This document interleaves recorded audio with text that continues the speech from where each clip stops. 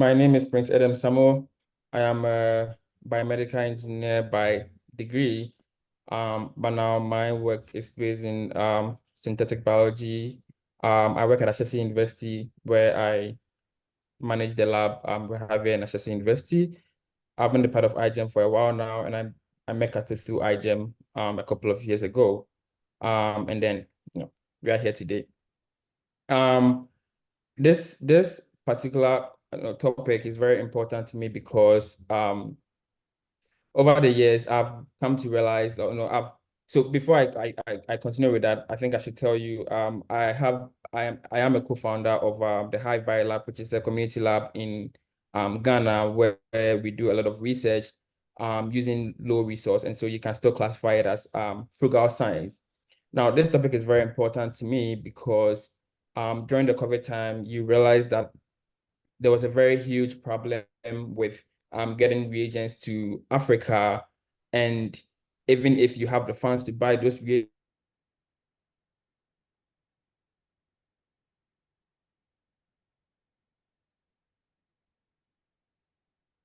do by cutting down costs, and so that is how the Hive Bio Lab came about in the first place, somewhere in 2019 2020, which became very full functioning. And over there, we produce a lot of enzymes that we use to, help with COVID diagnosis and all. And so the fact that we come from a resource constrained, area doesn't mean we can't do research. We need to capitalize on the fact that, even the most expensive things, the most sophisticated equipment can still be, there's always another way or different means by, doing that same, using that same equipment. And so I'm happy to be here today. And Rosemond is going to be my facilitator for this lesson. And so resume share, right? Can you still see my screen? Yes, yeah. We can.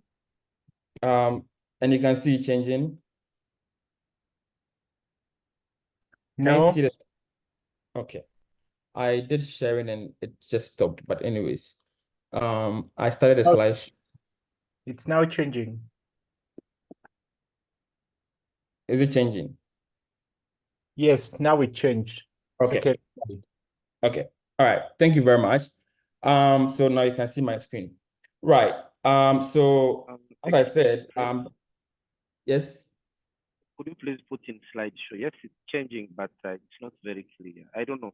If you wish to do it that way, you can do it that way. Let's go on. I have actually done a slideshow, but I don't know why it's not it's doing that. Like I am in slideshow, but when I do slideshow, it tells me to click resume share up there. When I click on it, it doesn't hold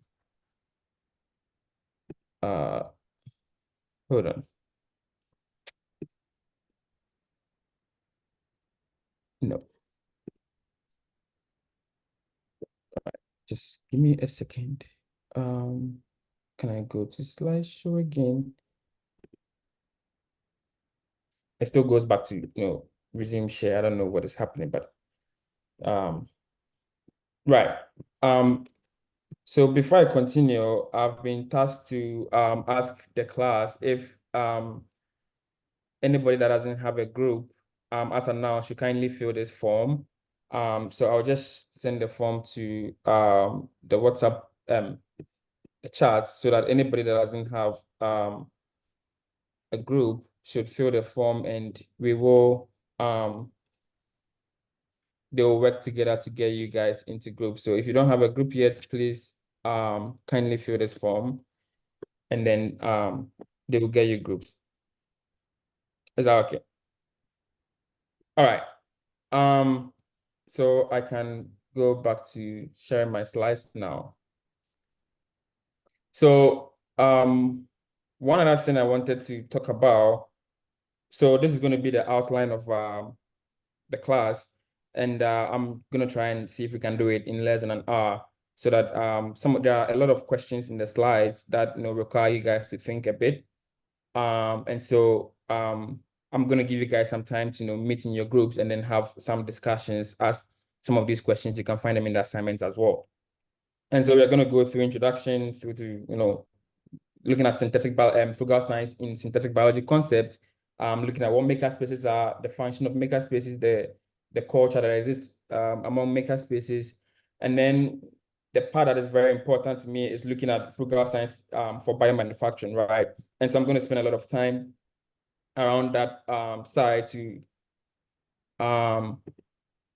talk about frugal science for biomanufacturing, where we're going to look at some techniques that we've used in the past to substitute cheap stuff, readily available resources in place of Prince, yes.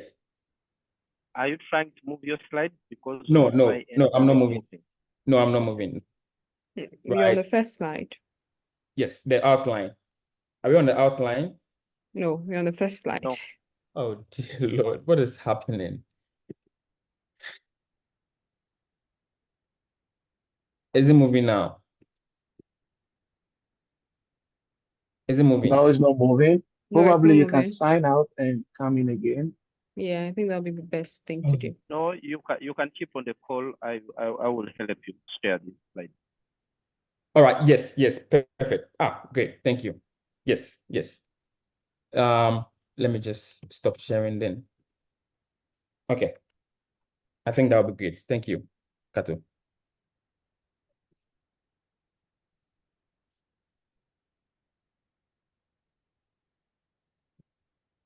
The instructor copy, right? Okay, no worries. Instructor copy or student copy? Instructor copy. Okay, no worries. Let me get there.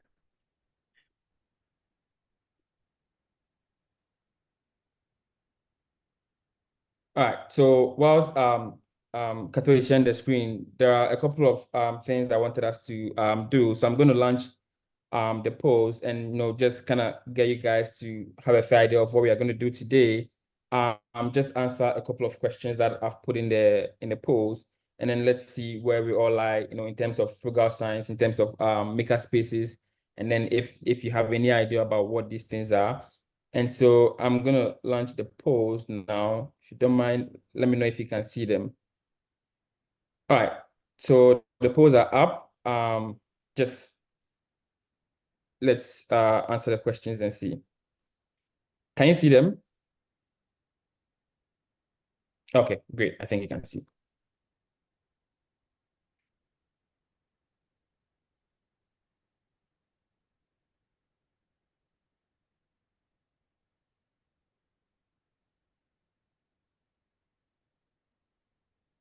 Okay. So a lot of people haven't heard of frugal science before. Wow. When it comes to if you've worked in the makerspace before, about 93% haven't. Have you worked in a frugal science project before? No. So this is great. This is very, very good. And so one other thing I want you guys to bear in mind is that you're all working on your projects, right? Like group projects. And it is important that, sometimes you want to use some expensive equipment, but you don't have that. So, you have to kind of look at how do you incorporate frugal science into your project. So if you want to, save the world, how do you incorporate frugal science into it, knowing very well that we are in a resource constrained environment, right? How do you, ensure that you incorporate frugality into what you're doing? Is that okay? All right, so I'm going to end the post in the next 20 seconds. And so if you haven't sent your response, kindly do. If you can't see the post, you can just, the first question is, have you ever heard of frugal science? If you can't see the questions, just answer in the chat. The first one is, have you heard of frugal science before? Yes or no? The second question is, have you ever worked in a makerspace before? Yes or no? And then the third question is, have you ever worked on a frugal science project before, right? So have you heard of frugal science? Yes or no, maybe. Have you ever worked in a makerspace before? Yes or no, maybe. Yes or no. And then have you ever worked on a frugal science project before? Yes or no, maybe, right? So you can just throw your answers in the chat. All right, so I'm ending the polls now. And then I can share the results with you guys. Can you see? Can you see the result?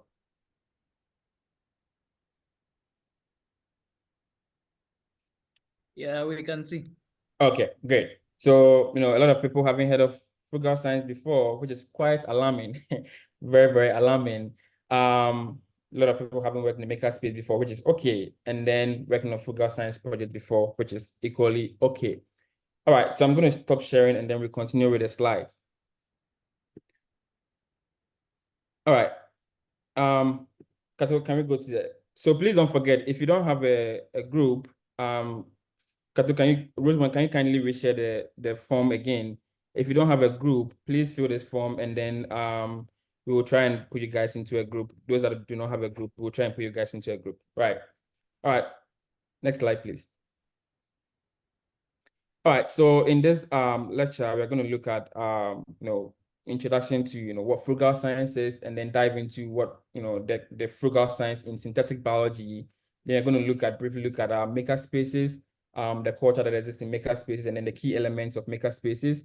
And then most importantly, we're going to dive into frugal science for biomanufacturing, which is kind of like the central of what we are doing as in the intermediate course. So I'm going to spend a lot of time on that aspect. And then we'll look at challenges, future directions, and the impact that, looking at frugality in synthetic biology, what kind of future are we looking at? And then we'll end along the line. As I was saying from the beginning, this topic is very important to me because for us to be able to really, match up to what, the world is doing, the Western world is doing, so far as we are resource constrained, in terms of finances and all that, we really need to look at how do we use what we have to do most of the things that we can do without destroying, or without the science must be there. The underlying science should be the same, whether you are using a frugal means or you're using the standard mean, the science should be the same. The science shouldn't change, right? And so how do we contribute to the science development by using the resources that we currently have? All right, next slide, please. All right, Rosamond, can you let's do the Mentimeter if you can do that for me. Now, most of you, I'll have to share my screen. yes, you can do that. Most of you said you haven't heard of frugal science before, but just for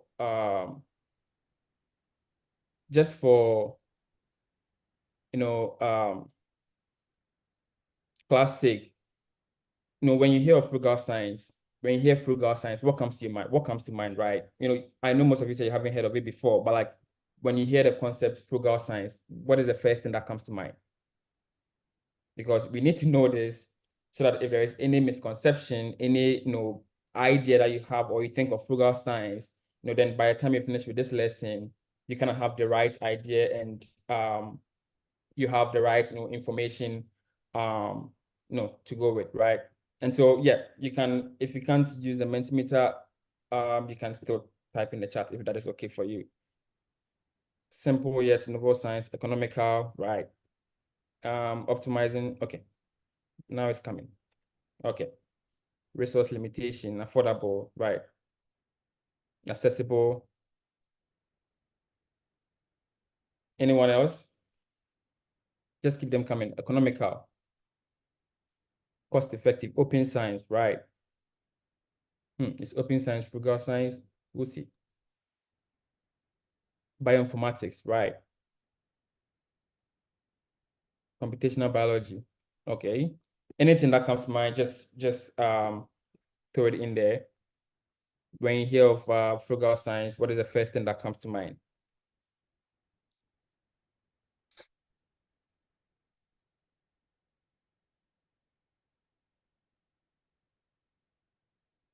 Anyone else?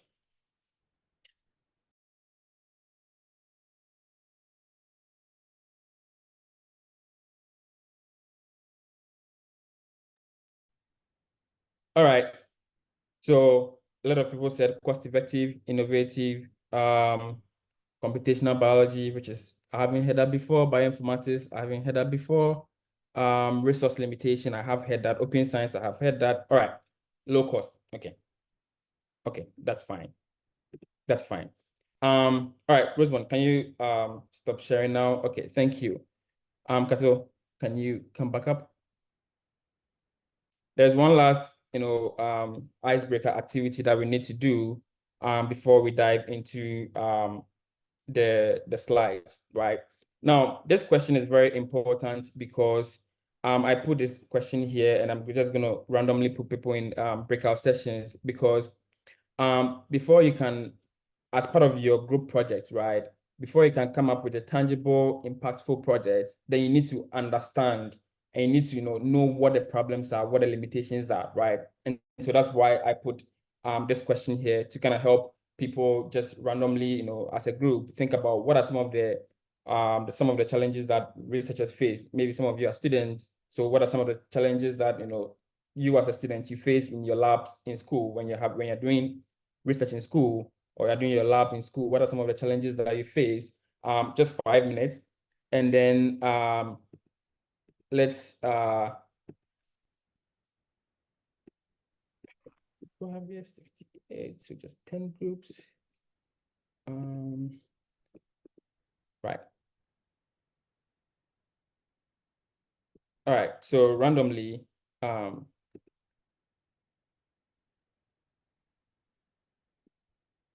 the rooms are open now. And so, Kato, I'll be very happy if you can copy the question from the slide and then put it in the chat. And then, people can join. I think I just randomized it. And so join your group and then 5 minutes, just discuss, what are some of the challenges that you face in doing research, assessing expensive equipment and resources in your school, whether in your school or, as your workplace, what are some of the challenges that you face? Just 5 minutes, then we look at that. Please join your groups, please join your groups.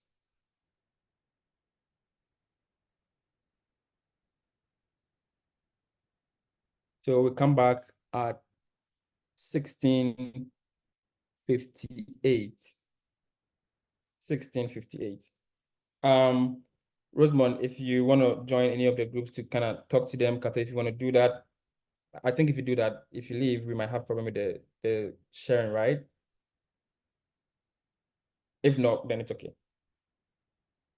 I beg your pardon, Prince. I was asking if you don't mind, you can join any of the groups and talk to them as well, kind of help them, get them going.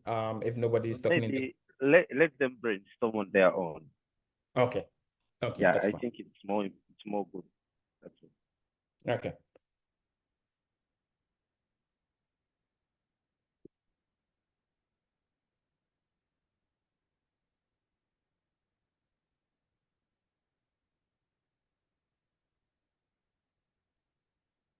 We've got 4 minutes.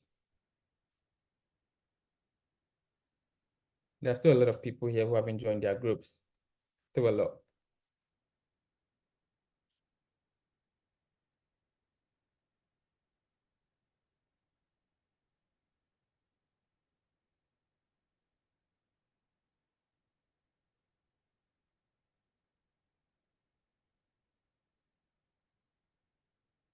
Okay.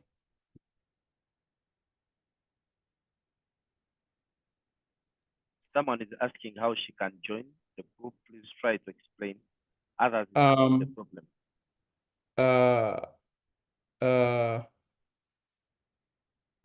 How do we do that? Kato, how do we do that? I'm assigning. Some people haven't been assigned yet, so I'm Some assigning them to okay. groups. Yeah, So I'm please assigning them to groups. Yes, please.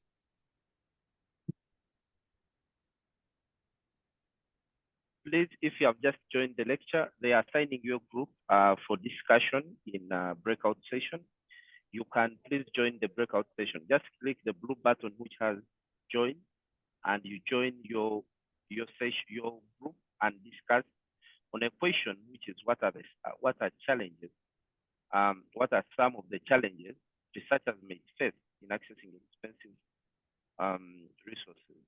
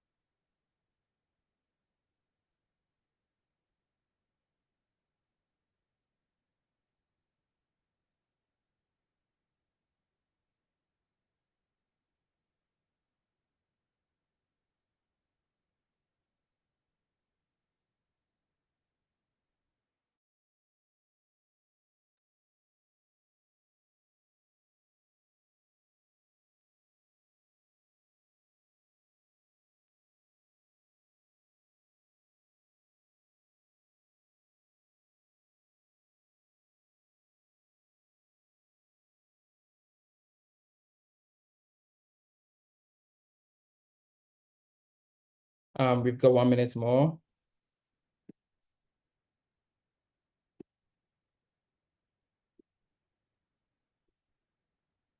And I've got a very, how do you bring them back when the time is up? That's another thing. Please help me. Yeah. We can close the we group. just close all the rooms. Close the rooms. Yeah. Okay. Yeah. Thank you. Well.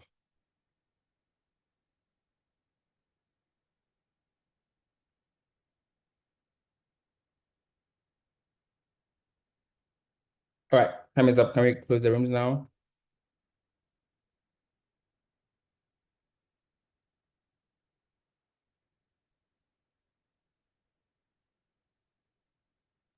They're closed. They should be back here soon.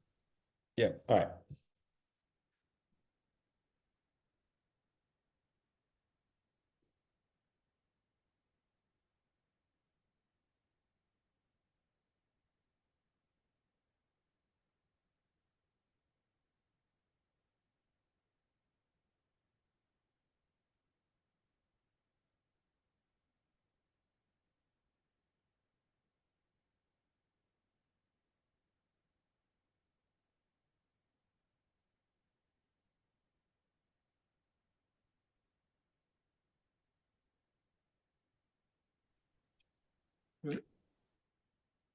Welcome back.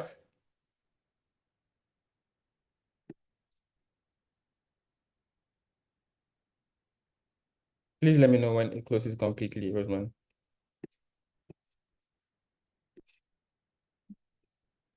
Okay.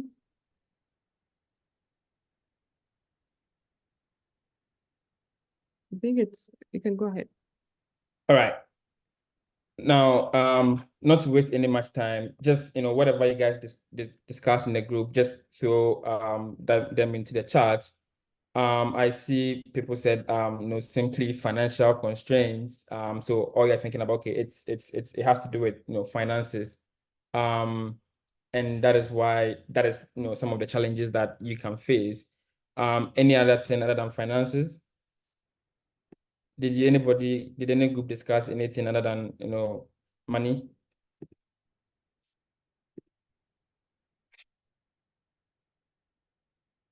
Okay, limited resources for DNA analysis. Okay, delivery, exactly right. Geographical locations. Okay, great. Right, absolutely. All right, so these are all the challenges that we face, and I can tell you for a fact that even if you have money, even if you have the money to buy whatever you need, in Africa, it still can take you 4 to 6 weeks to get whatever you need. That's even if it's a reagent or consumables, it can take you about 4 to 6 weeks.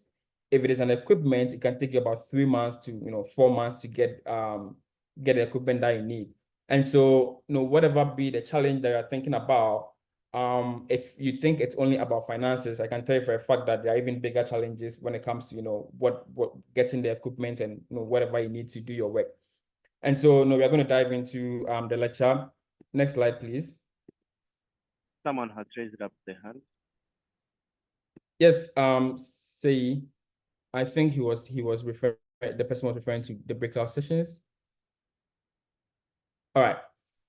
So now, since most of you hadn't heard of Frugal Science before, and we kind of did a Mentimeter about it. So Frugal Science, in simple terms, is doing science.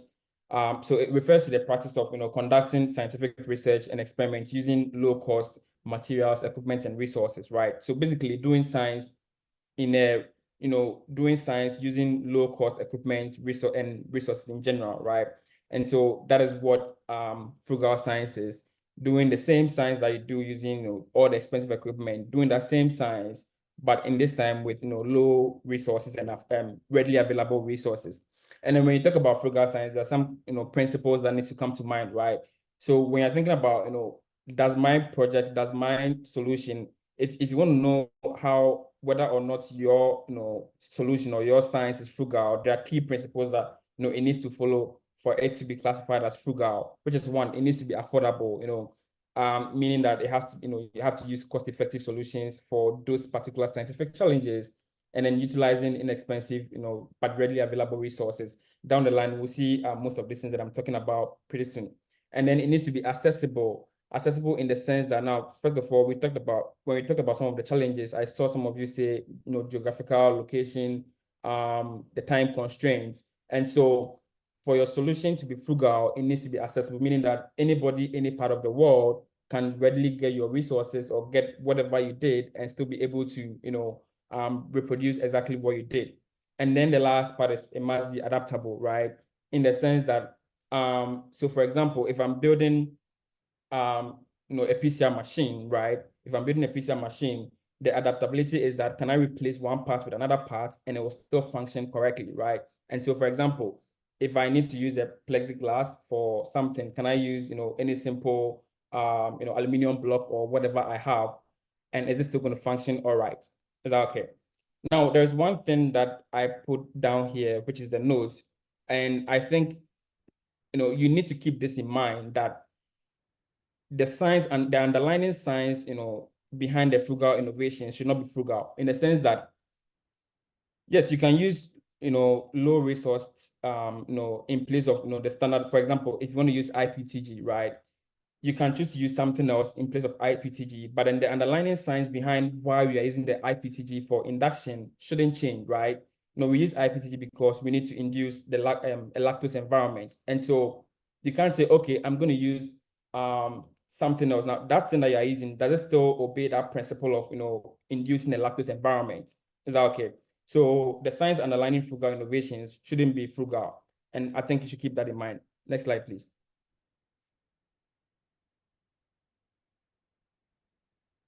All right.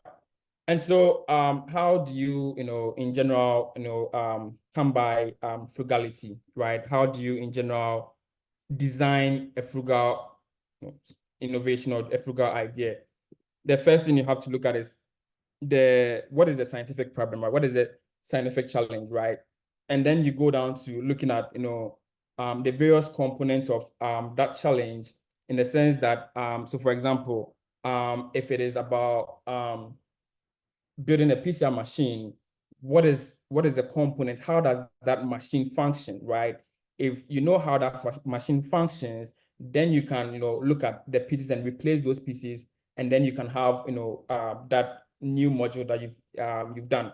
But then also you have to keep in mind that you always have to go back to testing because you can't design a frugal innovation. You can't have anything frugal if in comparison to the standard device, there is not, so for example, if I design a PCR machine or if I design whatever, I need to test my device against commercial standards so that I know that, what the difference between what the commercial devices, the results the commercial device is producing compared to what my device is producing, the deviation is not that much, right? And so you need to go back in that, circularity where you look at, okay, this is the challenge, this is the component, and I replace this component with locally available resources. I went to testing, and then with the testing, now the results are, pretty comparable. And so now you've actually achieved something frugal. And I put some examples here where, you can look at Kato, the upper right image, upper right. Yep, right. So the top one, you can see a microscope, and Professor Manu Prakash did pretty well with the foldscope, where he just used origami folding paper, and then using a disk. I don't know if you know this old storage disk that we used to use in the past. That was what he used in designing this particular foldscope, which is very cheap, that you can actually build it yourself, or just buy it like less than $1 online from Professor Manu Prakash website. And so, again, from commercial device to frugal, you have to look at what? Identifying the physical mechanism, as I said, discovering the design approach, and then, kind of have to test with a scientific method to be able to actually do that. Another example is using how do we call this? The pregnancy kits, that pregnancy kit that they use. There was a publication recently that they use chewing gum to actually replicate that same mechanism, the lateral flow assay. They use chewing gum together with some other stuff to develop a lateral flow assay for diagnosis. And on the lower right, you have an open PCR machine, which costs about less than $500 compared to buying a huge PCR machine that costs about a lot of money. All right, next slide, please. All right, now we're going to look at frugal science and synthetic biology. Now, the question then is, next slide, please. Why is it important that we consider frugality in synthetic biology, especially looking at, where we come from, our region? Why is it important that we consider frugality? Now, there is this thing that I like to say, that if there is ever a possibility that we democratize biotechnology for global access, then frugality is essential, right?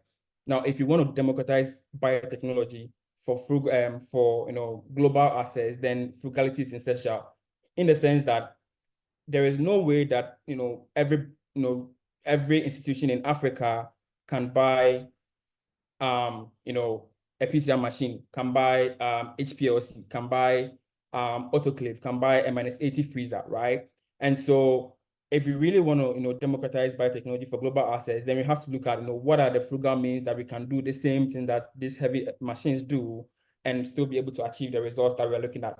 And so I outlined here why is frugal science important in synthetic biology.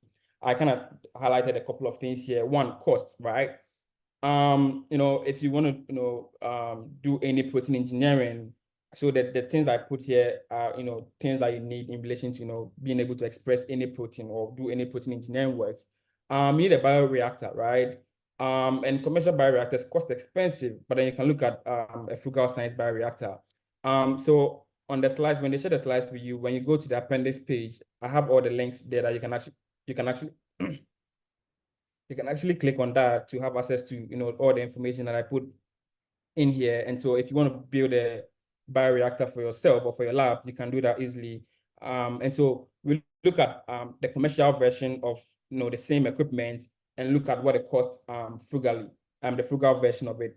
And I can tell you that all these frugal versions, the data has been tested and it's comparable to what the commercial ones kind of provide. And so when you use this these frugal versions to do your experiment, whatever data that you're going to produce is really, really comparable to anybody else in the world who is going to use the commercial versions, right? And so why is it important? Because cost is a very foundational issue here. And then the second point I brought up here is the need for accessible resources in the scientific communities worldwide. Now, I took it upon myself to look at the country's leading scientific publications, and the one you see on the slide here there's no country in, you know, Africa as part of it. And then I went further to look at, you know, what 2022, let's look at the top 50, you know, countries in the world publication. And the only country that I saw in number 30 was South Africa. And out of that 50, South Africa was at number 30, and there was no other country, you know, in Africa, you know, leading, even, you know, being up to the top 50. And so it all boils down to, you know, the challenges of, you know, having access to these equipment to be able to do reasonable research. But because we don't have those, you know, resources, you know, it has really delayed our experiment. And then another reason is that, you know, you can look at the fact that, you know, you can buy enzymes. Even if you have the money to buy the enzymes, right? It takes about 4 to 6 weeks. By the time that enzymes get to you, somebody in UK or somebody in, you know, any Western world would have really like done the work and published that work before your enzyme even gets to you, right? And so, you know, frugality is important in frugal science, you know, because it's going to help us, you know, do all these things. And then another thing is educational and, you know, training benefits, in the sense that we do, I mean, for example, what you know, SynBio4All is trying to do. If we want to do training, in-lab training, first of all, we don't have all these equipment, but the best we can do, you know, to match up to what these commercial equipments can do is to build frugal versions that we can still use to, you know, achieve you know, the same results that we are looking at, right? And so these are just, you know, a couple of points that I put down to kind of show you why frugal science is important in synthetic biology. And then I also talked about, you know, a couple of projects that are using frugal science, the Open Insulin Project, which is actually attempting to produce, you know, usable insulin using using frugal means. We have the open enzyme collection, and we have the open plants. Basically, yeah.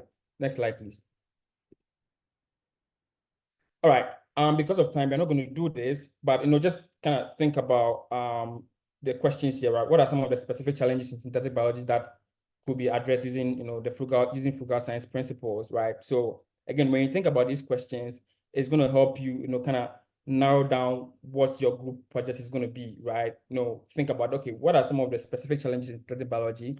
For example, well, I want to produce BSA1 enzyme. BSA1 is a restriction enzyme, but then I need a code, you know, because I need to produce it around 18 degrees in a bioreactor. Then I need a bioreactor, or I need a machine that can, you know, cool my system so that I can express my enzyme. And so, you know, thinking about these things is going to help you kind of narrow down what you want your project to be and how best, you know, the project should go. And then the second question is, how can frugal science promote innovation and accessibility in synthetic biology? Right. So just think about these things. Next slide, please. Right. So now we're going to look at, you know, makerspaces. Next slide. Right. So what is a makerspace, right? Now, collectively, now when people say makerspace, or, you know, in a broader term, when you say makerspace is basically like a collaborative workspace, right? It's a collaborative, sorry. It's a collaborative workspace where individuals can gather to, sorry. It's a collaborative workspace where individuals can gather to create, invent, and learn, right? So it's like, you know, a huge space where people come in to, you know, kind of think about projects and then create projects and then kind of work together on projects. It is typically equipped with, you know, a lot of tools, you know, and technology to support a wide range of projects, you know, from electric to, you know, bio-related, you know, projects. You know, and, you know, what is the typical culture of makerspace? Now, I kind of brought this here because in a, you know, in a, you know, current modern world that we live in, the culture of a place affects, you know, how people work in that place, right? And so, what are some of the cultures that exist? You know, what is the typical culture of a makerspace? So, makerspaces most definitely emphasizes on collaboration, right? It is important that because you need to, let's say you need to, you know, do design or build a PCR machine, right? You are a biology person, you don't know the electronics part, right?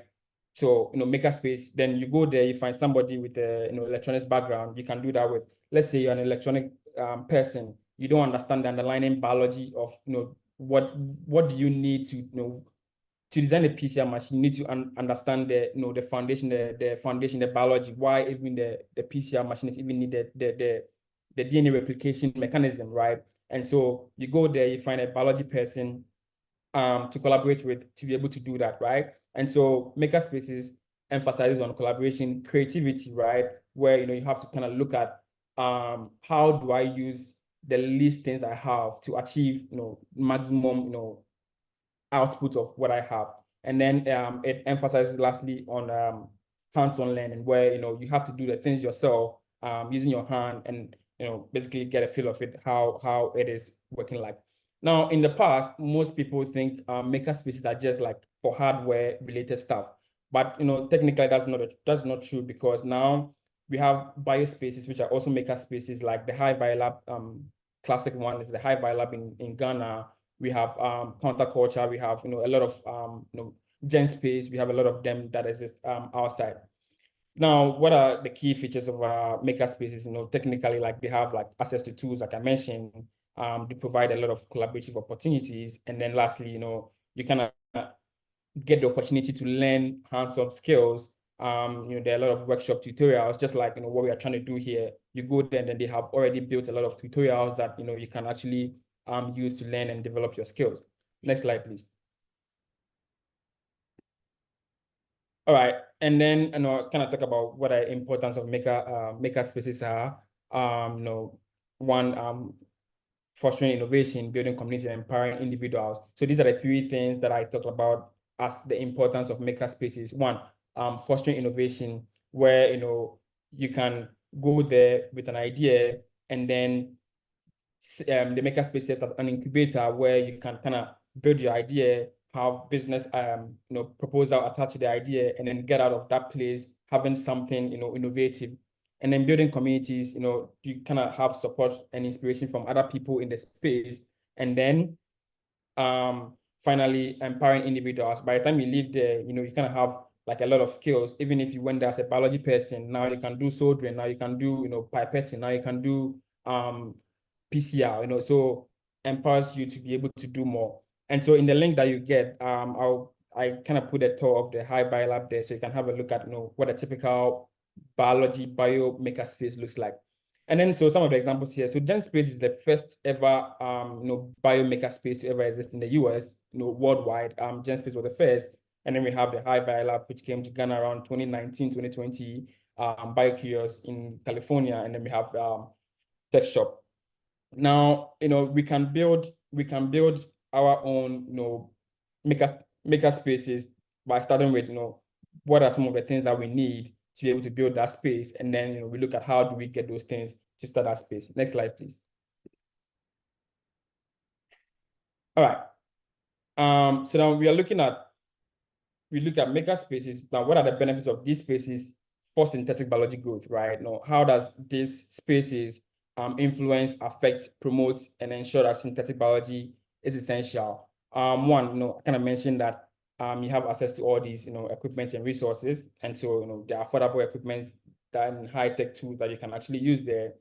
And then it offers the opportunity for interdisciplinary collaboration. I kind of mentioned this earlier as well. You go as a biology person, you want to do a project, a big idea, you need, you need people knowing programming. You want to build something, you need people that know how to program, because there's a programming component of your project. So you need people with programming ideas or programming skills. You need people with hardware soldering skills. You need people that have 3D printing, 3D design skills. And so you go there and then you have this interdisciplinary collaboration with people all over around to actually help you do what you want to do. And then it promotes hands-on learning and skill development. So makerspaces are places where you go there. It's not like our typical university setting where your lecturer does not allow you to touch some equipment in the lab because they're afraid it's going to spoil, right? Makerspace actually allows you to hands-on do the thing yourself. It fails, you learn, and then you come back to come and do it again. And so Makerspaces gives you that that freedom to be able to learn, fail, and then relearn and be able to do all those things. Next one is the incubation of innovation and startups. So most of the startups that exist mostly in US, most of them come from these makerspaces. When you go to makerspace with an idea, okay, so I have this idea, I want to produce insulin, right? I don't have a lab space, so I go to makerspace, a biospace. I start these things there, and then through there, you start going to pitch at startup competitions, and then that's how, companies start up. Most biotech companies nowadays, that's how they start up, because you mostly can't do everything in the university setting. And so these spaces provide you with the opportunity to, incubate your innovations and then start a startup. And then finally, talking about community building and, outreach, where Makerspaces provide that inclusive environment for people to, kind of foster collaboration, outreach programs, just like this particular one that we are doing, where, kind of open space to engage the community, engage schools in, STEM related activities. Yeah. Next slide, please. All right. So I kind of put these ideas here, these questions here that, again, thinking about them helps you kind of narrow down your projects, kind of helps you figure out, what are the essence of these spaces and how do I utilize it to the maximum, right? And so I say, discuss one importance of Makerspace in democratizing access to scientific research. Consider a scenario. So for example, this particular question here, let's say we come together, we say we're going to create 2 Makerspaces in Africa, right? What do we need? What tools and resources do we need, and why do we need them, right? And then how do we ensure that that space that we are going to provide, or that space that we are going to create, ensures, and promotes collaboration and learning, right? And so these are some of the questions that I put together that, kind of think about them as a group. When you meet your group people, kind of discuss these questions and think about them, and then your answers helps you, kind of have a fair idea of how to narrow down your project. Next slide, please. All right, so now we're going to dive deep into Frugal Science for biomanufacturing, since, almost everything that we are doing in this particular intermediate course has to do with, engineering of proteins, metabolic engineering, and everything. So we're going to dive deep into, how some examples of Frugal Science for biomanufacturing. Next slide. All right, so if you attended, if not, please go back and look at my previous lesson in the beginner's course. It was lecture 4 on useful parts in SynBio. So the open enzyme collection basically is a huge collection of open source DNA from promoters to tags to reporters to coding sequence, some examples of coding sequence that allows you to basically. So again, this I'm just highlighting it because it is important for what I'm going to continue with. But if you want to know how to use this particular collection and how to order them, it is in my previous lecture, beginners course, lecture 4. So you can have a look at it. And so this collection was designed by the Open Bioeconomy Lab, which I also work with, and many other collaborators. It was synthesized by Freegenes, and then now iGEM is kind of doing a part of it, and then distributed under OpenMTA. OpenMTA meaning that you can have access to it, use it for everything that you want. The only thing is that if you get hits, it's not our fault. That's what classic MTAs are, right? And so next slide, please.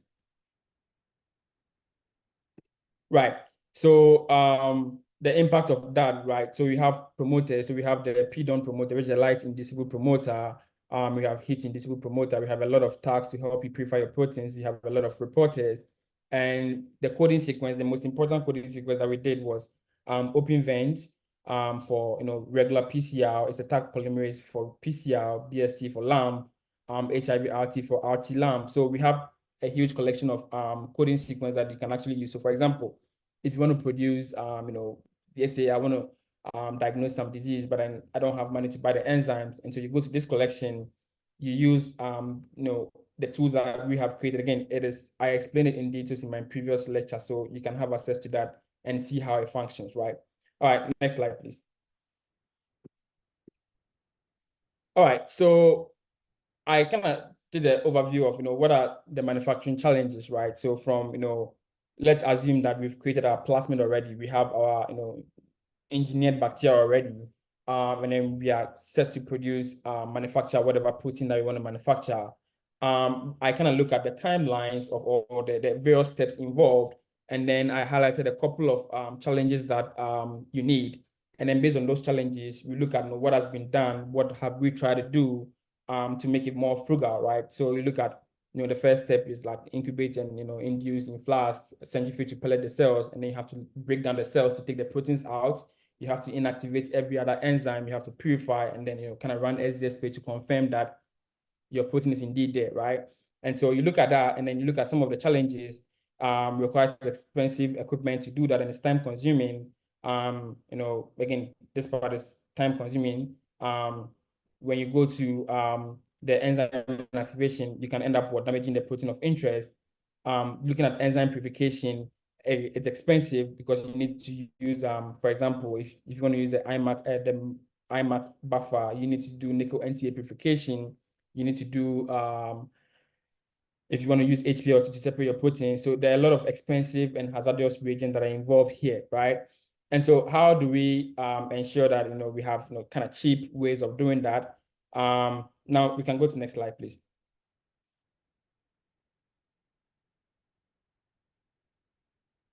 Right. So this paper here was published just earlier this year, 2022, where they talked about a new bacteria, nitrogens, which requires zero capital for, you know, doing molecular biology, which means that you can do transformation. If you know what transformation is, that is the process of putting a plasmid into a bacteria. You can do this with a zero capital. You know, you don't need any heat shock. You don't need anything electroporation. You can just do that. So if the paper interests you, you can basically go read the paper. I've put it here. And so when it comes to the first part, right, where you have to transform and induce the, you know, transform and induce a protein production, the first challenge here, you know, somebody has done something about it, where, you know, you use a different organism that allows you to, you know, basically transform your bacteria with ease without the need of any expensive equipment, right? And so I put a link there, you can have access to it. Next slide, please. Right. This is kind of interesting because now if you looked at the beginner's course where I talked about promoters, typically if you want to, you know, induce a protein, then they say they're using the lag promoter. Lag promoter means that you have to induce with IPTG, right? Now, bacteria, you know, E. coli in its natural environment, they like to grow. They like the first, you know, kind of food they like is glucose, right? And so you give them the glucose to grow, and then at some point you kind of have to change to a lactose environment. And then when they have the lactose environment, they are forced to produce their protein. So in the lactose environment, your promoter gets triggered, and then the protein that you want to express gets expressed. Now, IPTG is very expensive. So in current state, the only thing we use to induce a lag promoter is IPTG. Now, IPTG is expensive, it is unstable, and if you want to buy it, ship it here, you need cold conditions to store it. You need to store it in the freezer. And so the Open Bioeconomy Lab did some research where you can basically use, you know, powdered milk and, you know, whole milk from any shop around you in place of IPTG, and it works great, right? So you can see here, we have, we try to produce open vent enzyme, and you can see if you have a fresh milk plus a boiled, you know, powdered milk, you can see that the proteins were still expressed at the, you know, the highlighted place. You can see that the proteins are still expressed, right? So this boils down to the fact that we are still using frugal means, we are still using readily available resources, but then the underlying science did not change, in the sense that you need to create a lactose environment for the bacteria to then, you know, for the promoter to be triggered to produce a protein, right? And so by using this milk, we still created that lactose environment for, you know, the promoter to be triggered for the protein to be produced, right? And so you see that we use low resources, but the science did not change, right? Next slide, please. Again, just click on it again, right? And then can you try and play the video? So what this video does here is that now you realize that, so whilst it's playing, I'm just gonna talk a bit about it and then we can continue. So what this means is that we try to do, you know, to express protein, you need a bioreactor, right? To produce your protein. But what this does here is that you can actually auto-induce your proteins whilst they're still on the plates, right? So basically you grow them on a plate, you pick one colony, you put it in a you overnight culture, you grow it to a certain stage, and then, you know, kind of transfer it into a bioreactor, you add your IPTG, you shake for hours, and then you get proteins produced, which means that you need a bioreactor, you need an IPTG and all those things. But this approach here basically tells you that you can basically just grow the bacteria on the plate and auto-induce it without the need of a bioreactor, right? And so auto-induction became kind of essential, because then you eliminate the whole need of even having a bioreactor in the first place, which is, kind of expensive and all that, right? And so we have a protocol for auto induction. Anybody that needs to just, hit me up, and then I'll share that protocol with you. And I think it's also on protocol.io, so you can easily have access to that over there. And so this auto induction basically eliminates the need for a bioreactor and any, incubator, shaker incubator to be able to produce your protein, because the proteins are produced exactly on the plate as you go. Next slide, please. And so once you're done producing the protein, you just have to scoop it out like the way she's doing it here, and then you're done to your next step. Next slide.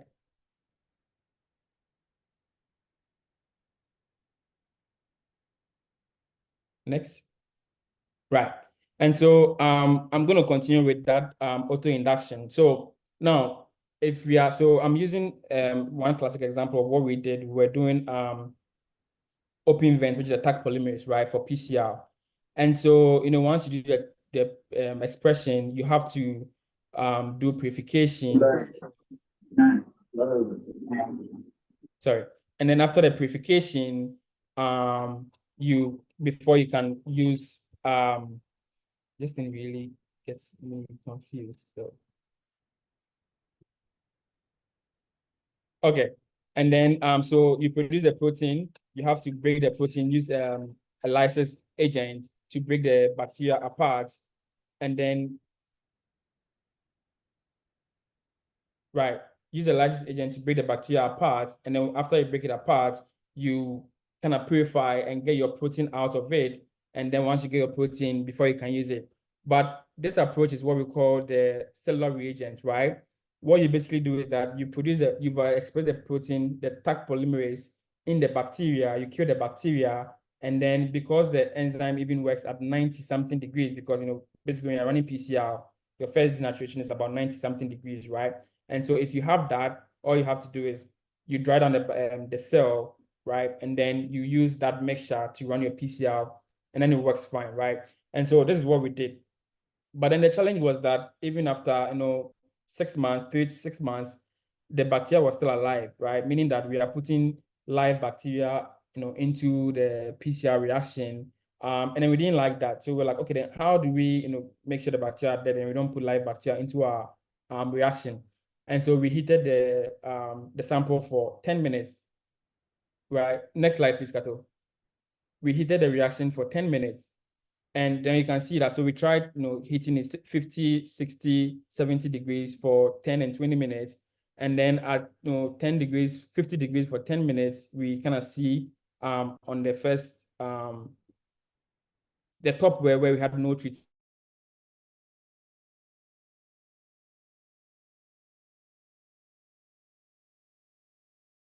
And then we tried 60 and 70, but then you can see that 60 other bacteria are dead. Now, at this stage, your enzyme is still alive because you understand that your Taq polymerase, it's heat, thermostable enzyme, right? Which means that, it's even alive, it's even active, even up to like a very high degrees. So very high temperature. So by understanding that, we're able to eliminate the fact that we're putting live cells back into the reaction, PCR reaction. And so we eliminated that. Next slide, please. Right. And then we went ahead to, run a PCR with that, reaction. And then you can see that the first 1, 2, 3, 4, right? After the ladder is what is on your left. Well, 3, 2, 3, 4, 5 are from our, enzyme that we produce in the lab, and the other ones are from a commercial Taq polymerase. You can see that the band intensity of the cellular reagent that we produce in the lab was even better and more robust than what we have when you use the commercial enzyme, right? So this kind of tells you that we looked at the existing technology, we looked at the frugal means of it, and then we tested it to make sure that it is comparable to the commercial or the standard practice, right? And so we realized that here we looked at the whole design cycle where we looked at the problem, we looked at the frugal means, and then we went ahead to test it to make sure that it was working all right, right? Next slide, please. Okay, and so the plates that you saw, right? So we have plate induction and then auto induction, right? So the plate induction and liquid. So the liquid is where you need your shaker incubator or a bioreactor, and then we have the plate, the video I just showed you, right? So you can see that the LB alone had the enzymes were not there. If you look at the LB plus kanamycin, the enzyme is not there. When you look at the auto induction, right? So where you see that bulky one, so this auto induction had no antibiotic, meaning that even the bacteria that was not harboring the plasmid to produce the protein, they were sharing resources with the bacteria that had the plasmid to produce the protein. And so the outcome was that, you didn't have control. It wasn't selective, right? And so the amount of proteins that you produce was very low. And so that's why, again, you need antibiotic when you're doing, these work to allow you to have, selection, make sure that the only thing growing is your protein, your bacteria that is harboring the plasmid or that has the modification. And so auto-induction plus the kanamycin, you can see that we produce a lot of protein in there, which is comparable to even when you do it in a liquid with the bioreactor. And interestingly, when you have one plate, you can run about 1,000 PCR reactions, right? That tells you that it's a lot. And 1,000 PCR reactions, if you're looking at buying, commercial Taq polymers or K5, it's going to cost you, like what, about $500-$600. And so by having just one plate, you can produce a lot of reactions from that plate. Next slide, please. All right. And so we looked at, okay, now we have the protein produced. How do we, first of all, we looked at it in the bacteria, right? You produce the protein in the bacteria. And so there's no need to purify it. But if you want to purify, what other frugal means, what other means can you do that?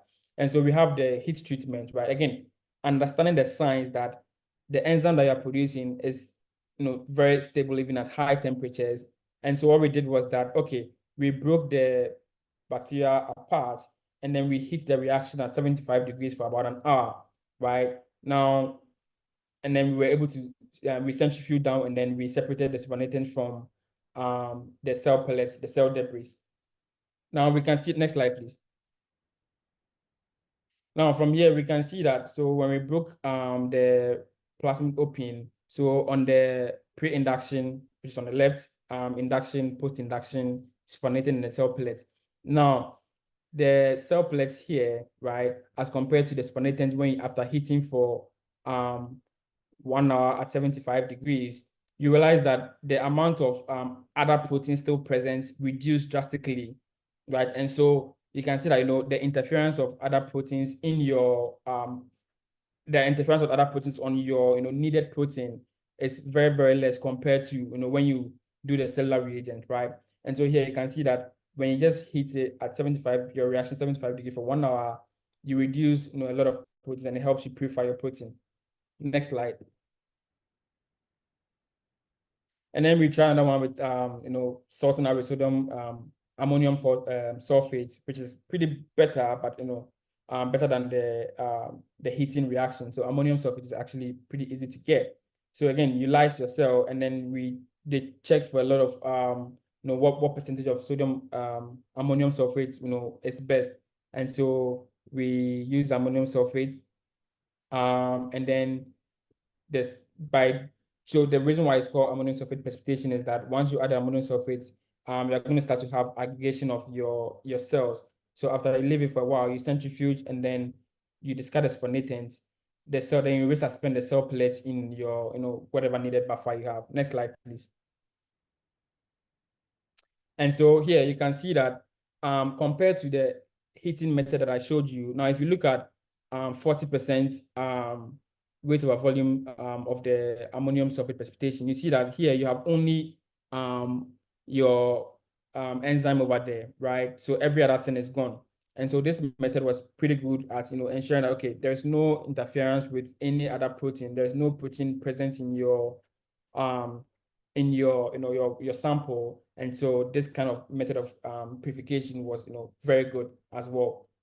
And so, you can look at broadly like, okay, if I want to produce a Taq polymerase, there are two options. If I want to purify it, there are two options, right? So I can do the heating method, or I can do ammonium sulfate precipitation. And you see that ammonium sulfate precipitation, if you do the precipitation at 40% weight over volume, you are able to actually precipitate out your needed protein way better than if you do the heating. All right, next slide, please. All right, and so come down to, another kind of questions that you should ask yourself. So what ways can frugal biomanufacturing contribute to addressing global health challenges, right? So look at the challenges that we are facing, and by answering some of these questions, again, it helps you come up with your some of your problems that you want to solve in this project. What are the main challenges? Now, if you understand these main challenges and how to address them, then your project becomes more sustainable, because then, for example, some of the challenges is what regulatory, right? Or making sure your solution is standardized, right? And so how do you go through your regulatory bodies to ensure that your product is regulated pretty well? And so these are some of the challenges that you can have. Next slide, please. All right, so now we can look at challenges and future direction. Next slide. All right, so I mentioned some of the challenges of even though frugality kind of helps us do the expensive research in a low resource environment, there are still a lot of challenges, right? One is quality control and reliability. Now, quality control in the sense that, like, what I do in my lab, if I send it to the same person in the lab, is there is the same what I do in my lab, how quality is that, right? How good is this? And then the reliability in the sense that, when we started doing producing the proteins in the bacteria and then killing the bacteria, a lot of researchers did not want to use it because of they believe that the bacteria genome will interfere with any other thing that they want to do. And so they had a perception, or there was a perception that it was not very reliable, right? And so how do you address some of these challenges, right? Okay. And then the next one is scalability and reproducibility. Now, the reproducibility is in the fact that now one classic one we faced recently was that we're looking at producing a protein, and then the partnering lab that sent us the stuff say we should use 0.1 molar IPTG, but we tried 0.1 molar IPTG and it wasn't working, right? So we had to scale up to 0.04, right? And so how do you ensure that whatever you're doing here is reproducible in another lab, and you can actually kind of scale up to a very large quantity, right? And so these are some of the things that you have to look at by making sure that your protocols are standardized. And even before you kind of say that, okay, I have this thing done and it's frugal, you send it to other people to try and see, try to reproduce what you've done to see if it works, right? The next one is regulatory hurdles. And then it kind of boils down to in our region, first of all, we don't even know about what frugality is, right? We don't know what synthetic biology is. So how do we regulate the things that come out of our spaces? And so that is a very major challenge. And then next one is looking at sustainability and environmental impact. How do we how do we ensure that there is a circular economy, right? Where we don't produce a lot of waste and then we don't damage the environment, right? And so some of the things that we use to have to kind of ensure that this thing exists. And then the last but not the least is the funding and resource allocation. It's a very big challenging problem in the sense that even with frugality, you still, for example, if you want to produce a PCR machine, which is about $500, the cheap ones are on the market, $500 to build it yourself, you still need, that $500. So there is still a bit of, financial challenges here, right? But if you go to somebody to give you $500, the person will most likely give you that $500 than going to somebody, hey, I need $12,000 to buy a PCR machine, right? And so even though it is a challenge, I think this is a much more manageable challenge than, looking at, okay, I want to buy a very expensive equipment. And then another challenge has to do with educational and skill gap. And, this challenge is why this SynBio4All exists, right? Where we can kind of look at how do we, bridge the gap, the synthetic biology gap, the biotech gap, where, we can incorporate Frugal Science in there, right? How do we build that gap? And so that is why this particular, initiative exists. Next slide, please. All right. Now let's look at future directions, and then we can look at the potential, the broader potential impact, right?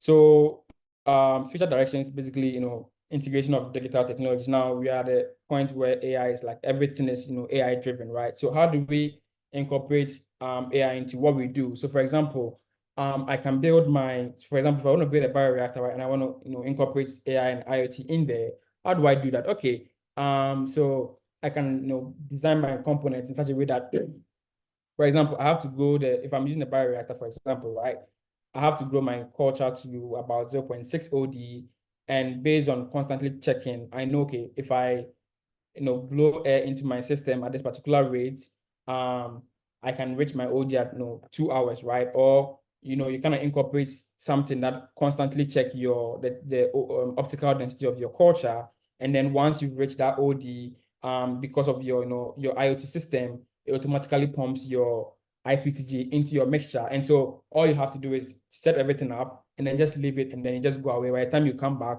12 hours or 5 hours later, your protein is produced for you, right? So how do we integrate digital technologies into, Frugal Science and Makerspaces?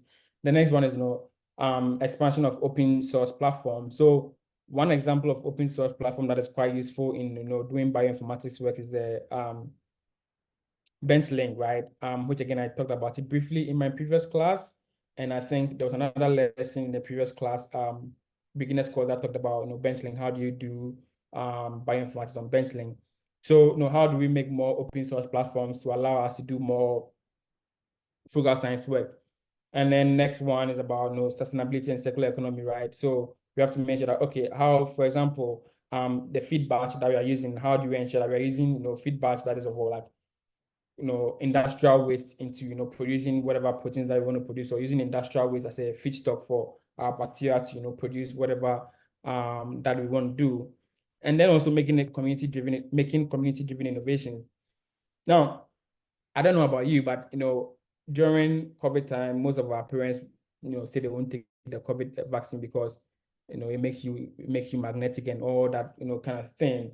But, in terms of, doing frugal science, if in your house you do, you produce your own proteins in your house, your mother sees what you're doing, right? Or like the community is involved in what you're doing, then the outcome is, really much more trusted, right? And so you get like, community-driven innovation in the sense that, like, everybody is involved in what you're doing. And so you don't just sit in your lab and produce something and expect somebody to just, kind of take it like that, right?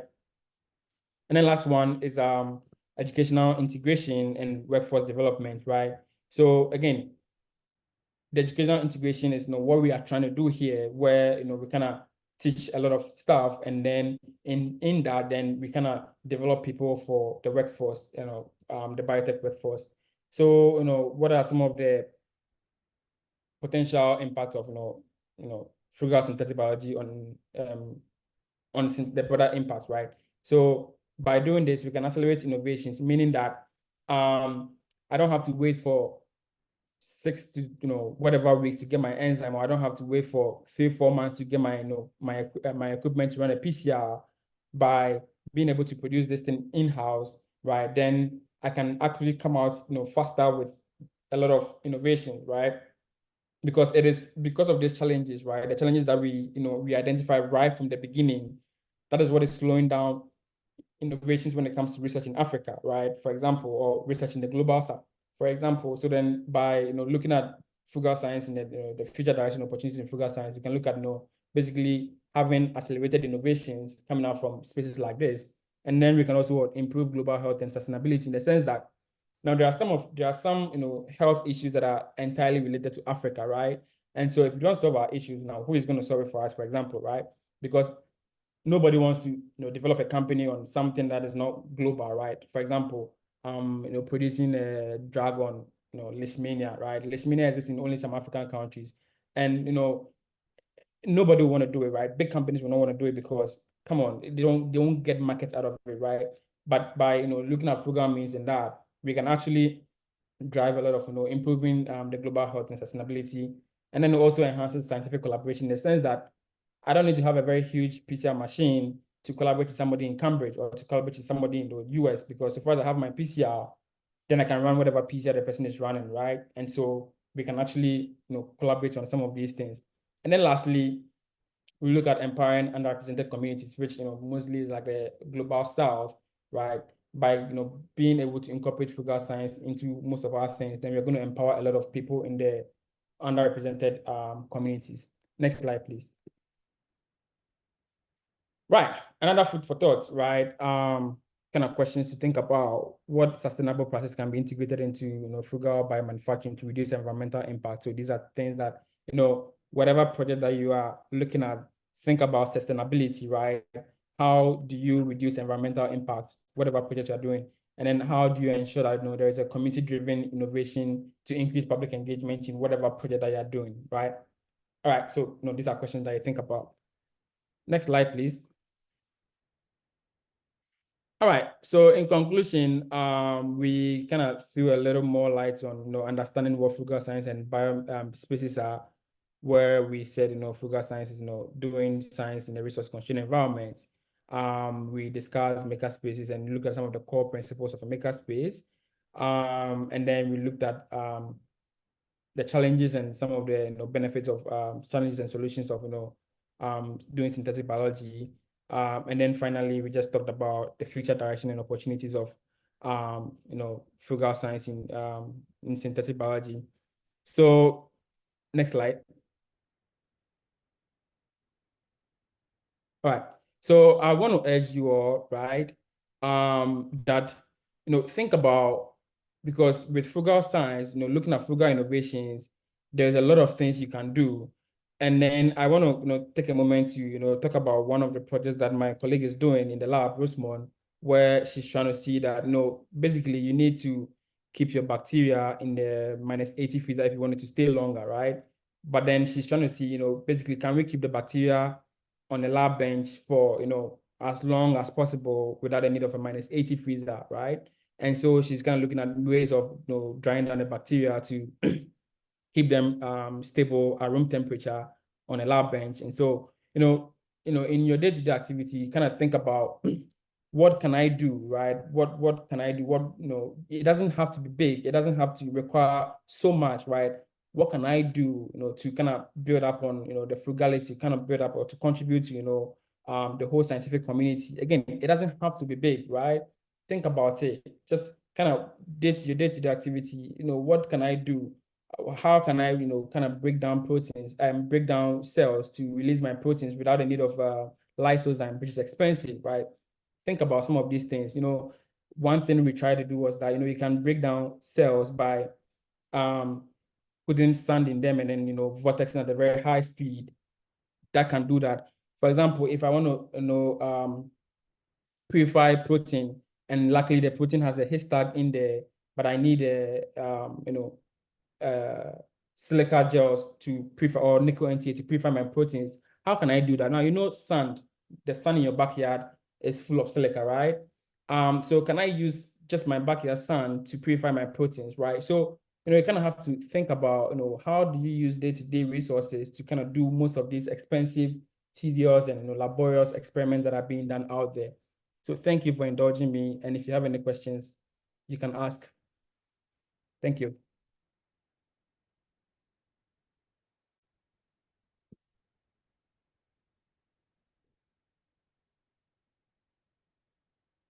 And yeah, if you don't have any question, you can always reach out to any of the instructors on Slack. And then if you have any question, we can actually help you answer them. Thank you. Kato, any announcements? Anything? Okay. Okay. Thank you so much, Prince, for such a wonderful lecture. And thank you so much for the side of the students for attending this lecture. We really appreciate your active participation, and we call upon for more active participation in these lectures because they help, and they help really to give a baseline for where we can start from and do more big things which are beyond what people can think. I just have one simple announcement I would like to make. I will make it through sharing a screen. SynBio4All Africa is an initiative which is aiming at fulfilling different objectives but all the objectives are targeting improvement and active participation of synthetic biology for different people, more especially the people in the global South, Africa inclusive. So we normally organize what we call the SynBio4All Africa guest speaker event. And this event happens once in a month, whereby we bring influential people in the field of synthetic biology to come and talk about what is going on in the world of synthetic biology. And we are privileged that this month, the month of May, on the 31st of May, 2024, we are going to host the program coordinator of IGEM. For those who don't know about IGEM is the International Genetically Engineered Machine, which is a foundation that helps in promoting synthetic biology. That's what I can basically say. IGEM has got a students competition, which happens each year. And for this year, for the past 3 years, it has been happening in Paris, in Paris, in France. And the previous years, it was happening in Boston, in the USA, whereby students go and present their project with other fellow students from all over the world and exchange knowledge, do networking, do collaborations, and a lot of things. So I request for all those people who are interested, you can register. I have been sharing the link both on Slack and on WhatsApp. Please register and attend this session. It will just be for 1 hour. It will start at 19:00 hours East African time, which is 16:00 hours UTC. Thank you so much. And back to you, Prince, as you conclude your lecture. Thank you.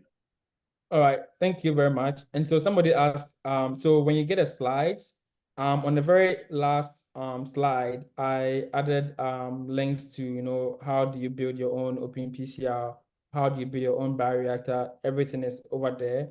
And then with regards to about the open enzyme collection and how to use them, so you can actually request for, you know, the collection, and then we will send it to you for free, but then you have to pay for delivery, right? So we're not charging you for the collection.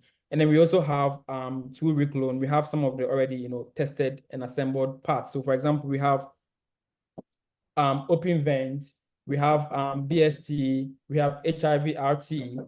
Yes.